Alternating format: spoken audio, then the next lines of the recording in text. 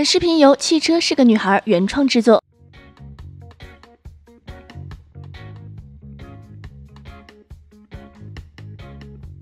平时开车讲究的是一个舒适度，尤其是开长途车的司机们，如果舒适度不够，那么就很容易产生疲劳。噪音就是有关舒适度问题的其中的一种。车子噪音较大，容易让人产生心烦的感觉。抑制噪音主要从3个方面入手，分别是车门、发动机舱以及轮胎处。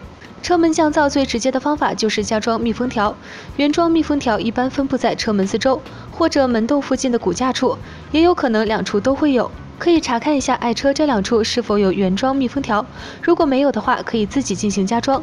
装完之后，你会发现隔音效果有明显的改善。噪音的另一大来源就是发动机，可以在发动机舱盖上加贴密封条，以达到降噪的效果。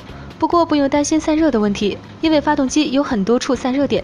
除此之外，必须说的是，发动机的噪声是没办法完全抑制住的，所以需要在机舱与驾驶室之间的缝隙处也增加密封条，才会取得良好的降噪效果。轮胎处的噪音来自于轮拱处，一般是通过喷阻尼漆来进行解决，只需要将轮胎内孔的塑料板清理干净，并且固定牢固，以免日后因震动产生噪音，然后直接将阻尼漆喷在内拱上就可以。这几种有针对性的降噪方法都是十分有效的，不仅操作简单，而且花费较低。有问题的还不快来试试？